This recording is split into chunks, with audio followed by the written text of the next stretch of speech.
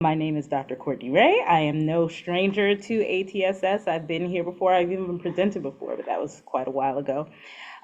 So some of you may know me, and some of you may be getting to know me for the first time. Today, I want to talk about mental health myths, particularly as it pertains to our church, not just our church specifically, but this is actually something that a lot of Christians struggle with, and even beyond that, a lot of people of different faiths struggle with. But we are going to talk about some things that are specifically very near and dear to our faith in particular. Just to give you a little bit of background about me, I am an ordained pastor, and so I have been in the ministry and an Adventist for decades, and I want to say that up front because some of the things that I'm going to share might be a little bit challenging. And I know that we have a variety of people who are in our audience who are with us, and there are some people who are former Adventists, some people who are tangentially Adventists, some people who don't like the label. And, we have people all throughout the Adventist spectrum, and we are a big tent here at ATSS. So I do want to make sure that you know where I am coming from in my point of view. So yes, I am Adventist. I am an Adventist pastor, and there are going to be some things that may or may not come as different or shocking or uncomfortable, or maybe even sound a little bit critical, but it's all about love in terms of our church and our denomination. And most importantly, as 3 John 2 says, "Beloved, I wish above all things, or hope above all things, that you will prosper and be in good health, even as your soul prospers." And so I have a desire for people to have a healthy mindset, not just spiritually, not just physically, but also emotionally and mentally. And so that's what I'm going to talk about today. We as a church are very much into the health message. We believe in the health message. We say that the health message is the right arm to the gospel. And so we have this extensive healthcare system that is second only to our educational system. We made sure that the first institutions that we made alongside churches and schools were hospitals and sanitariums, because we believe that health is important. But unfortunately, a lot of times, mental health gets kind of thrown by the wayside. So we think about the physical aspects of health. We have healthy cooking classes. We have these health fairs that we do. We often will add a little health nugget even into our evangelistic series. But when we do that and we incorporate all these healthy things, we almost always forget about the psychological and emotional aspects of health. And we even sometimes go to the extreme of poo-pooing that aspect of health, and making sure that people believe that our physical health is important, but we don't necessarily give that same credence to our mental health, and often will kind of trivialize it.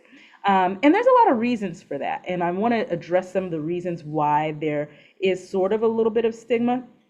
I actually have written a book. It's called Just Pray More and Other Church Myths About Mental Health. And I will shamelessly plug it at the end, just so that you know.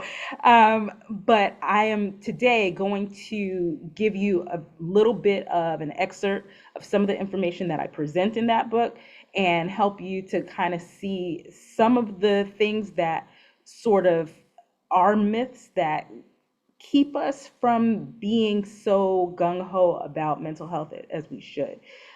So I don't know how many of you have a background in science or in biology, but there is what we call the mind-body interconnection. And I think that all of us, even if we don't have an expertise in this area, we do have this idea and understanding that your mind and your body have some kind of relationship with one another.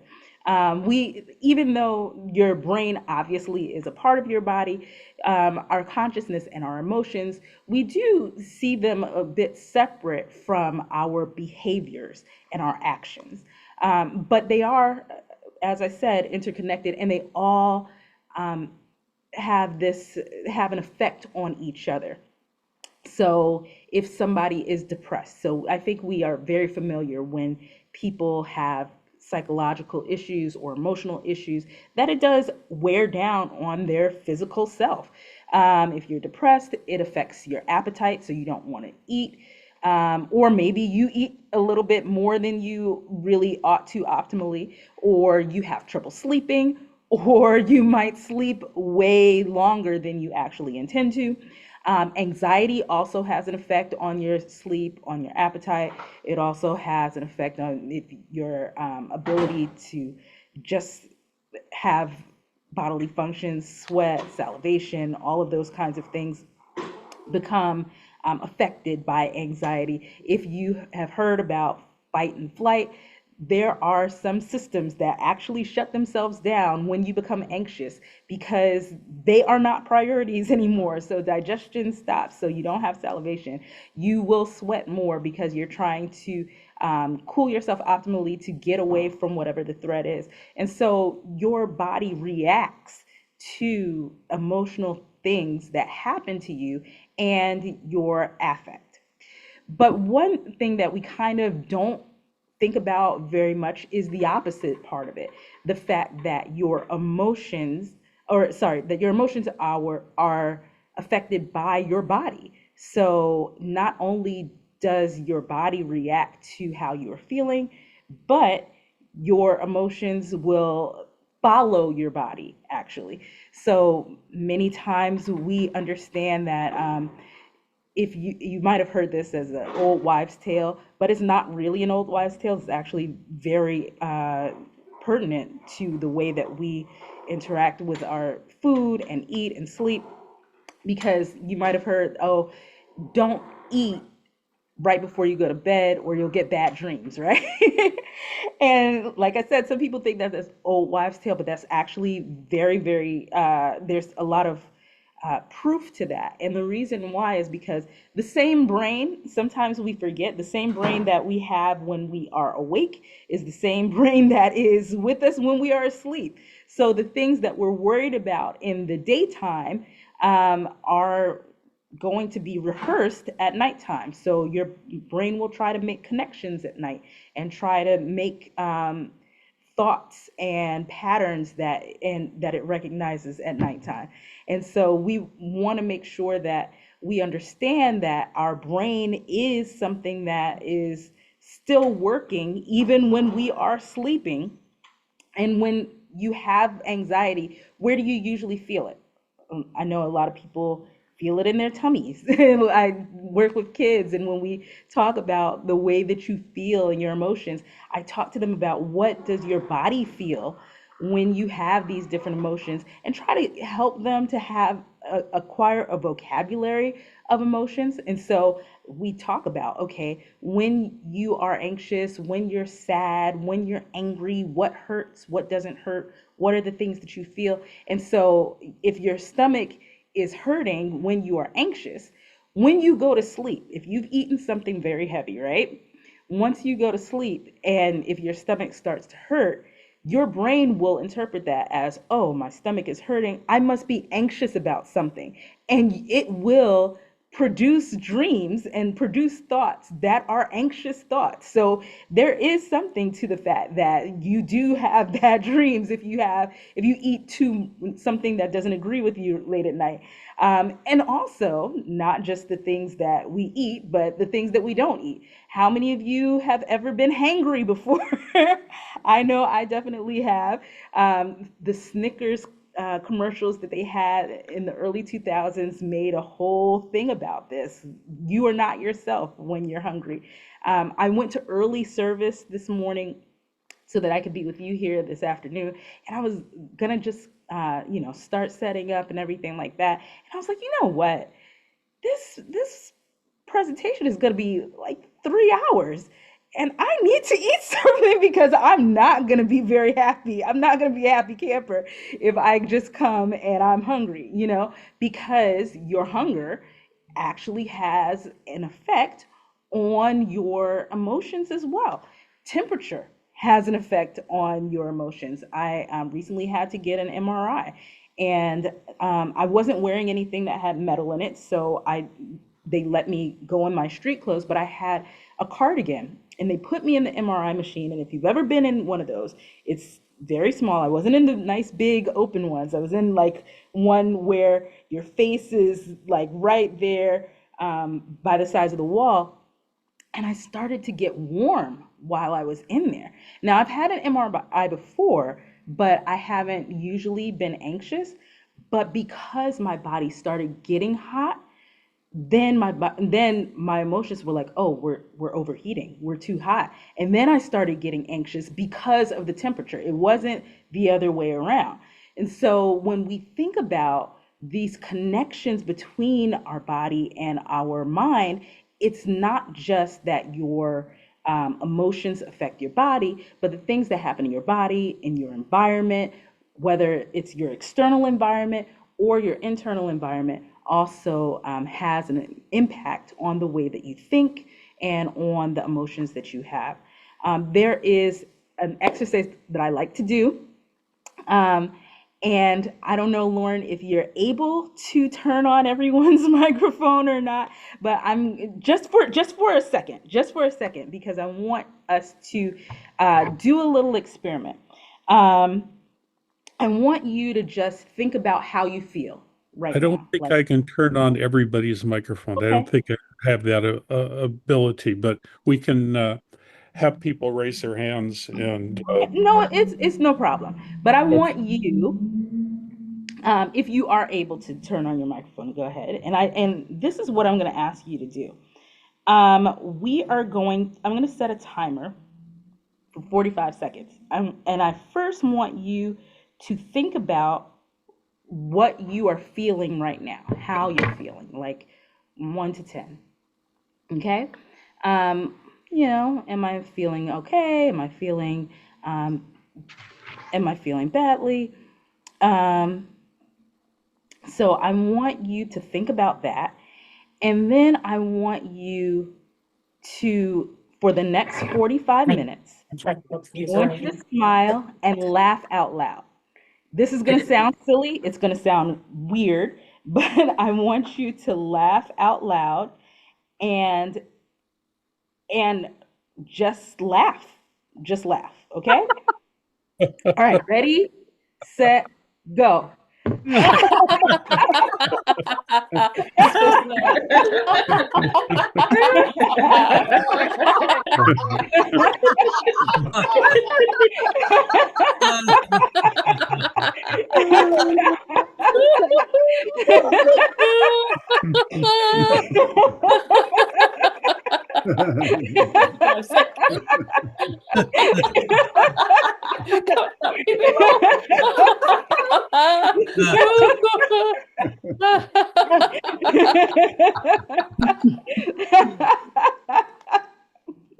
Okay, okay, all right, we're done. All right.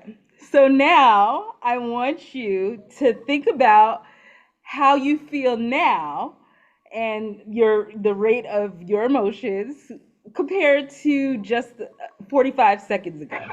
And for most of us, it might not be a big difference, but you might feel like, oh, I feel slightly happier than I did. We laughed at nothing. There was nothing really funny, but just the action of smiling and laughing and hearing other people laugh and seeing yourself be kind of silly and just laughing for no reason can elevate your mood, even if you didn't have anything specifically that was elevating your mood previously. We see the same thing with exercise. Exercise can help elevate your mood as well. I know that many times I don't like going to the gym. I don't want to be somebody who, get up and I have to put on my clothes and go and exercise. But you know what?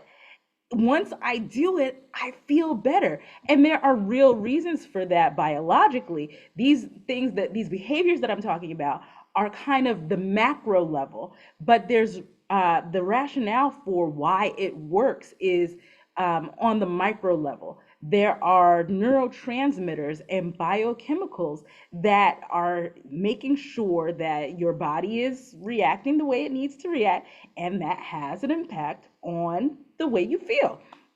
Your brain morphology, so that is the way that your brain is structured, has an impact on the way that you feel.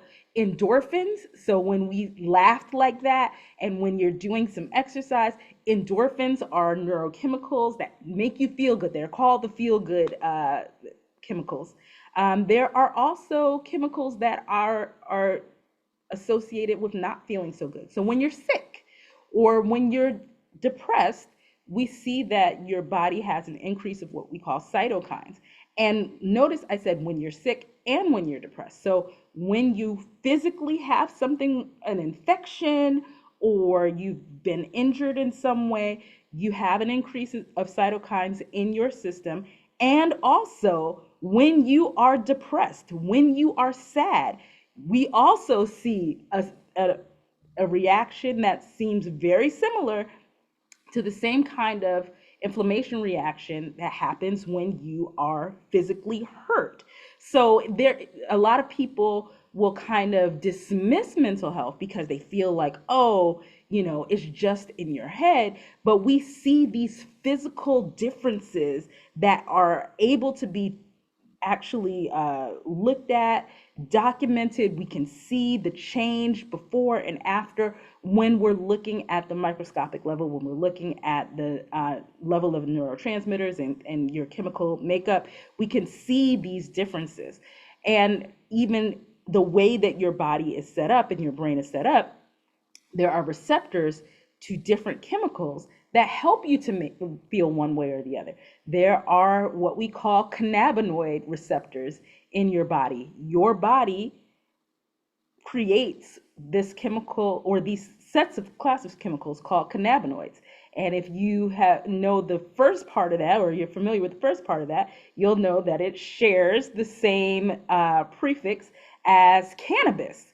And so that's the reason why cannabis has an impact on your psychological well-being, because cannabis has the ability to interact with the cannabinoid receptors in your brain and in your body. And your body naturally produces cannabinoids. And when you ingest cannabis, marijuana, what that does is it takes that external source of cannabinoids and it will react with the receptors in your body. Same thing with opioids. So things like heroin, when people take heroin, it is reacting to the receptors in your body that are there for the naturally occurring opioids that your body will ordinarily produce. And so those, when we introduce different substances into our body, not just those, but those are very popular ones that people use. That's the reason why they have an effect, because our body already makes things that are like that. And when you put in things from the external environment into your body, it's actually reacting to the receptors that are naturally there. And obviously, when people are using substances that are external to them, there can be these other effects. There's a whole chapter that I'm going to be talking about addiction. I'm not going to get into that today, but opioids can also be beneficial, can be helpful. If you've ever had a surgery and you needed morphine afterwards, that is an opioid. That is the reason why it helps you to feel better and not feel pain when you have an extreme surgery or some kind of procedure where you need that pain to be lessened in order for them to, do the surgery. So lifestyle changes are important to our mood, and psychotherapy is important to our mood. And medication is also important for certain issues that people might have. And I know that it might feel like, oh, I don't want to put anything into my body that isn't natural. I don't want to have to get on medication. I don't want to have to go to a psychiatrist to get any kind of pills or shots or anything like that, because we feel like those things are bad. But they can be the difference between night and day, because when we're talking about these biological level things that are going on in your brain and in your body, sometimes there are chemical imbalances. Sometimes things aren't working the way they're supposed to work. And so going to someone to get medication that can help even out some of those processes that should be working optimally, but for some reason are not, they can be helpful for you. That does not mean that everyone needs medication for their mental health issues. Some people, like I said, can manage it through some lifestyle changes, psychotherapy, and the different techniques that are used during psychotherapy can also, again, because we talk about how behaviors impact emotions as well. Sometimes the things that we can make changes in our behavior can have a great enough impact on our emotions that we don't need to seek medication.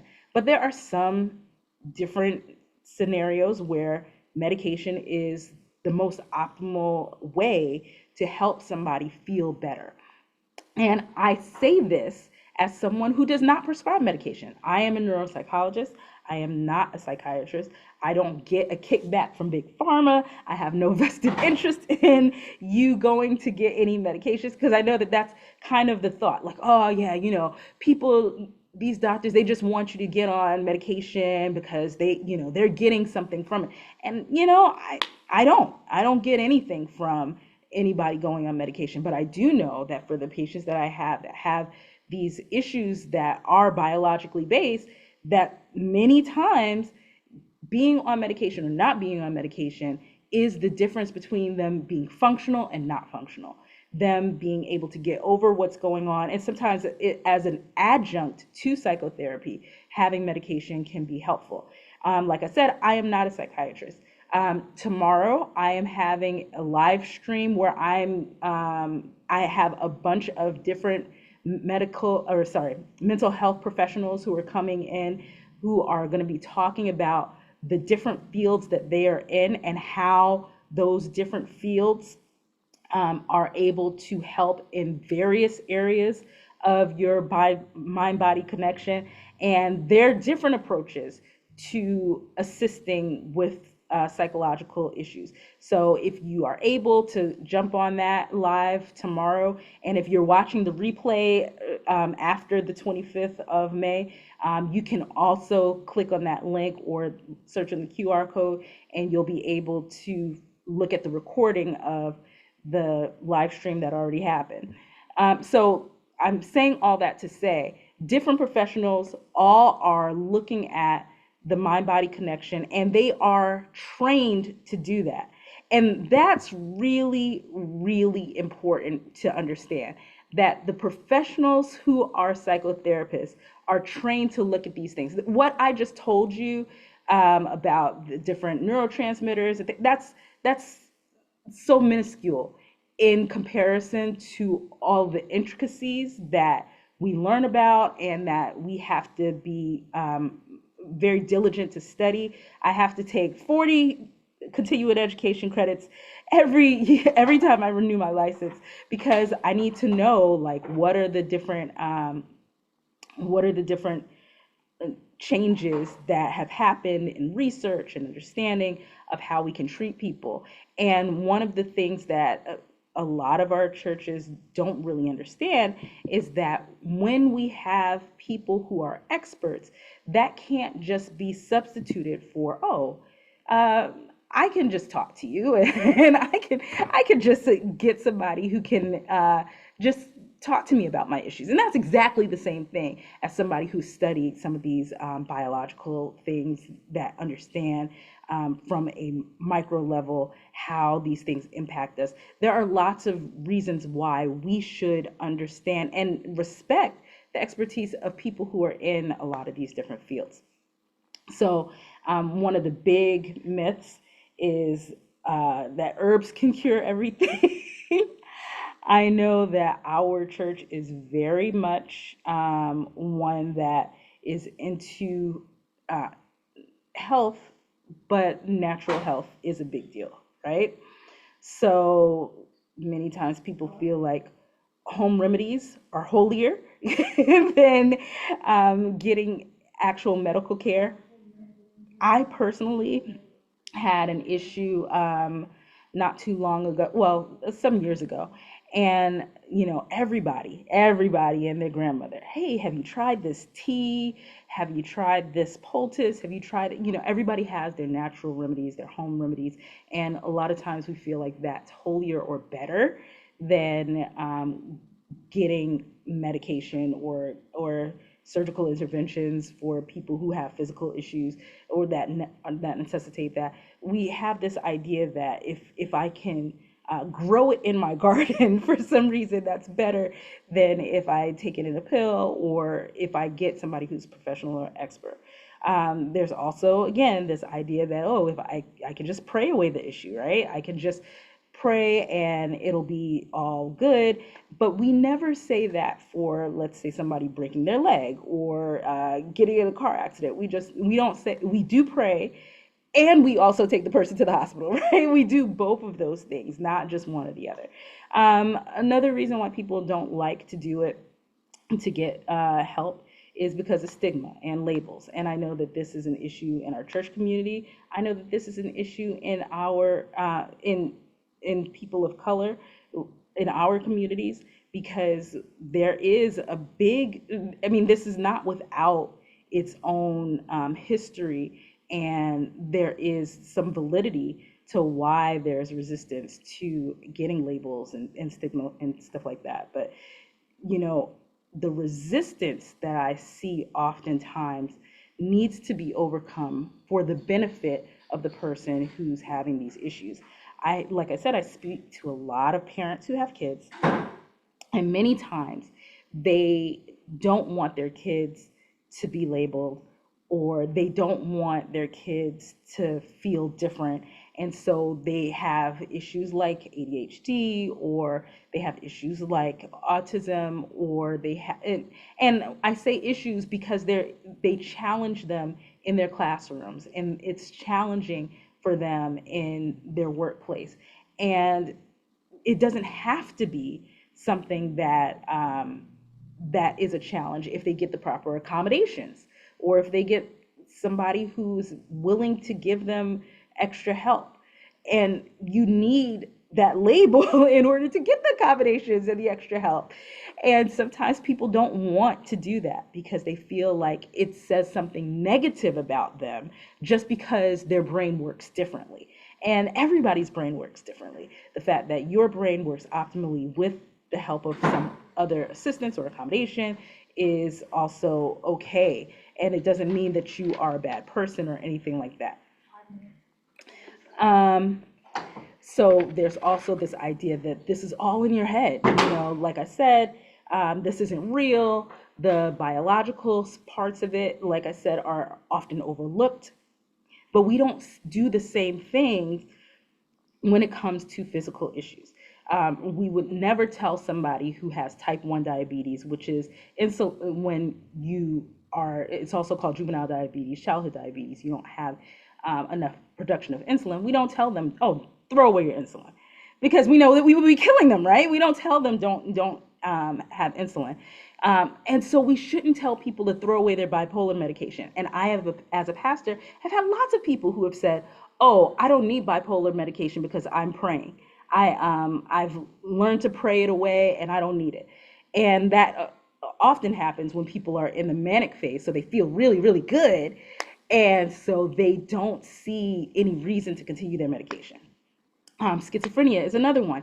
You need medication. ADHD doesn't necessarily need medication depending on severity, on the issues, but sometimes you do. And like I said, I've seen kids who've come in, their parents have been very resistant. I don't want to be on medication, da, da, da, da. They get the medication and it is so totally different. And I've had parents come and cry and say, you know what? I can't believe that I've spent so long being so resistant to help. And my kid has been suffering for this long because of my own stubbornness. Um, Another issue, another myth is that I need a Christian counselor. I have to have a Christian counselor, because there's this sort of thought that there's animosity between Christianity and psychotherapy. There's a belief that my pastor will do, and there's a lot of overestimation of pastoral abilities. If you, depending on what conference you're in, your pastor might be the, what is it, the treasurer of your instead of having somebody who actually knows about finance, there is the idea that, oh, we can get a pastor to be the treasurer of the conference, or we can get a pastor to be health ministries director, even though they have no idea about health ministries at all. And even pastors, especially in this happened when I was in seminary, and I'm sure, Lauren, back in the day when you were in seminary, and others who might be on the call who've been ministers as well, there's this thought that pastors can do anything because we do administration and we do counseling and we do all this, and so pastors can just be put into any slot. And that's not true. We're not, and pastors are not experts at everything. And I say this, and this is why I made the comment that I have pastored for years and years and years, because I know the limitations of what we can do and the limitations of how we've been trained. I took all the classes in seminary about counseling, and it wasn't a lot. And the ability to talk to people about complex issues was one that was not covered in pastoral counseling. I did not know how to address my members' issues when they came with big, heavy things. And so that's actually the reason why I went to get my PhD in psychology, because I recognized that people would come to me with these big issues and complex issues that I just did not have the skill set and capacity, even with having taken every counseling class that the seminary had to offer. I did not have that skill set. And it's important to understand that while your pastor is a good person and they can probably triage some very minor things, if you have complex issues, and we don't have a great ability to understand and recognize when our issues are complex, but pastors are not equipped to do those kinds of things. Also, pastors have a dual relationship with you. And that's one thing psychotherapists try to avoid as far as possible. It's hard when you're in a smaller town, but having a dual relationship can complicate the ability to assess properly and to treat properly as well. And when you have somebody who's going to your church and they're a member and you're seeing them every day and you're seeing maybe their families and different things like that, that can be very difficult to parse out and to really give you the kind of care and counseling that you need. They also have a vested interest in things. So if you have a marriage that is maybe abusive, maybe there are things that are going on that where separation is better, there might be a vested interest for your pastor to keep you together, even despite the fact that maybe it's better that you might be apart. And I'm not saying that divorce is superior to, obviously, to marriage or anything like that, but maybe you should go to somebody who's a little bit more objective, a marriage or family therapist who can talk and find out about what's really going on. Are these things that can be rehabilitated, or is there a better situation where your family will be healthier and people can be safer if they're not living together, if they're not in the same household? We also have this belief, okay, well, maybe I don't need to go to a pastor. I could go to a Christian counselor. I need to go to a Christian counselor because regular psychologists and psychiatrists, they're atheists. They don't want people to believe in Christianity. They're going to try to talk me out of my faith. And really, that's not how we are trained. Psychologists and psychiatrists are trained and other psychotherapists are trained to respect your faith and to respect whatever it is that is important to you. We don't proselytize. That's not what we do. And I think that it's important to understand that distinction. And there's not an odds between psychology and Christianity, because whatever it is that your culture, your faith tradition is important. So you don't have to necessarily go to a Christian counselor to have somebody who is respecting your beliefs. I know that for me, the idea that there's this dichotomy between psychology and Christianity was one that was a really big deal for me in my ministry, because my executive council came to me from my conference, was like, hey, um, why are you trying to do this degree? Do you want to be a pastor? Or do you want to be a psychologist? You can't do both, because they felt like these are two different disparate things. And it's short-sighted to not see how there is a synergistic relationship between the Christianity or any kind of faith tradition and psychotherapy. And it's kind of ironic, because now the same people who were upset about me trying to go get my degree have called me to do training for their pastors and training within their conferences and churches on mental health, because it is a big deal. And people are waking up to the fact that it's something that Christians should understand and embrace, getting mental health help. Going back to Christian counselors, it's really important to understand that counselor is not a regulated term. Anybody can call themselves a counselor. There are these, organizations, licensed Christian counselors, organizations, and different things like that, but they're not accredited to the same extent where psychotherapists are. So if you are a psychologist, you have a board, you have a test, if you get reprimanded, you can't just go someplace else and set up another shingle in another place. If you call yourself a counselor, I can call myself a counselor. Anybody can call themselves a counselor on this call. And if, let's say, they get in trouble in some way, they didn't do something ethically or something like that, they can still call themselves a counselor. And that kind of sets up a really dangerous situation where people don't necessarily have the ability to go and report in the same way as I would lose my license if I did something unethical. I have to, like I said, always go through this training continually through continuing education every time my license gets renewed.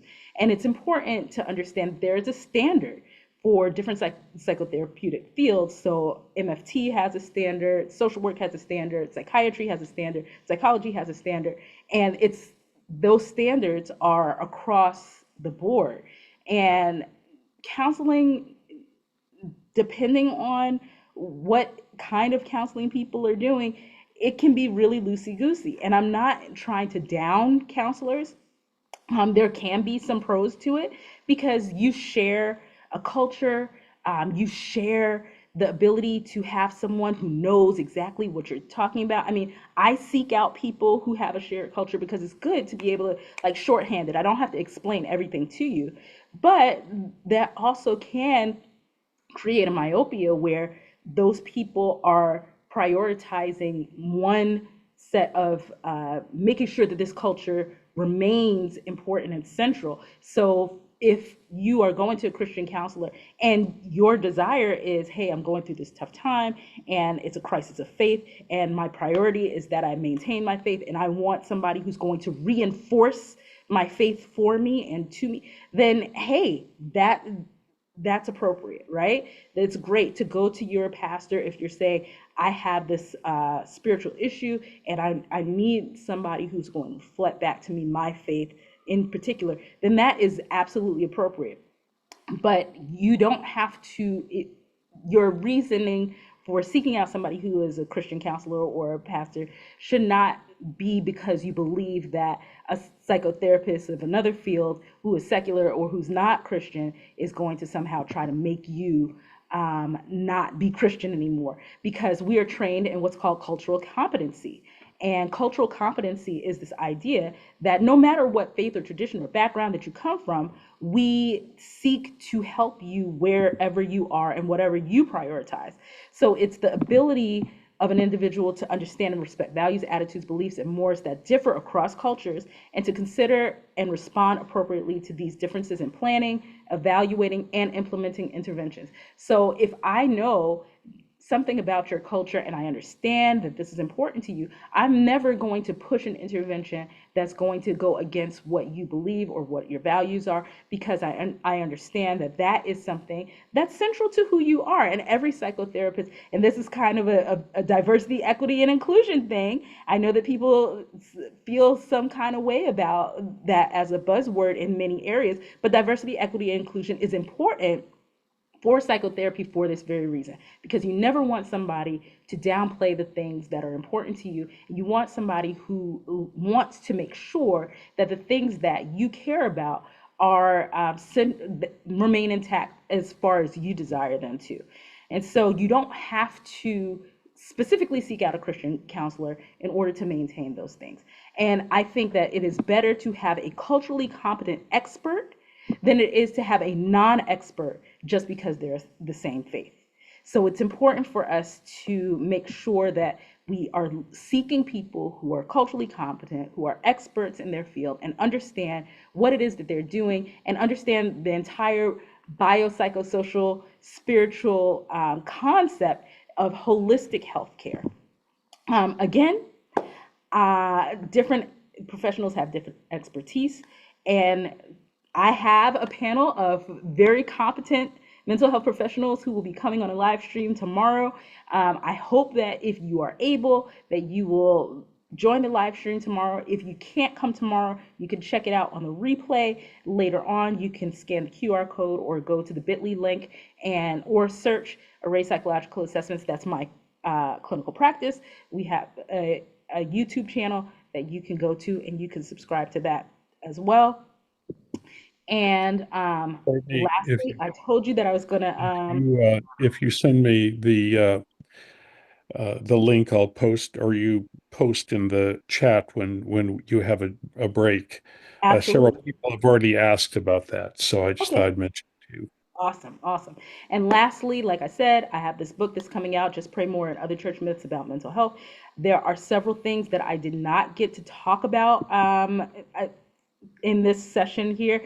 I'm going to talk about in the book historical background of psychology, and also the historical tensions between psychology and faith. I know that this crowd loves some history because a lot of our ATSSs are about history. Also, I talk a lot more about the mind-body connection. I talk about, like I mentioned before, addiction. I didn't spend a lot of time on theological and scriptural arguments today, but in the book, there's a lot of biblical application, scriptural application and understanding, and exegetical understanding of that is applicable to psychology. And I wanted to spend this hour mostly on the practical parts of it, and not necessarily getting down to the theological, scriptural parts of it. But in the book, that is a big part of that. I talk about meditation. I talk about hypnosis versus mesmerism and what that means and all of that, because I know that is also something that a lot of Christians are very, that keeps them from going to psychotherapy, because that's what they have in their mind when they think about psychotherapy. I talk about mindfulness versus mindlessness. I talk about how to choose a clinician and much more. So if you scan this QR code here, this is a different QR code. You can receive a coupon code and information about ordering the book later on. The link just asks for your name and your email, and for you to verify that you're a human. I'm not going to spam you, not going to sell your information or share your information with anybody else. I'm just going to send you one email on June 1st to let you know that, to make sure that you are getting the information and getting the email. And then I'm going to give you information about coupon code and how to order the book. If you haven't already, you can subscribe to the YouTube channel. Again, there's the link. I will post it in the chat. And if you want to check out my clinic, Array Psychological Assessments is my clinic. APAmind.com is my website for my clinic. So That is that. Thank you so much. I see a lot of hands already. So I saw that the chat kept going up and down in my screen. So I'm sure that there was a lot of a lot to be said, as usual. As usual, it wouldn't be ATSS if there wasn't. So I'm gonna exit out my screen right now. Oops, sorry. I'm gonna stop my sharing. If I could get back to the Zoom. Here we go. Stop share. And then I guess I will turn it back over to our moderator so that he can uh, ask people to ask questions.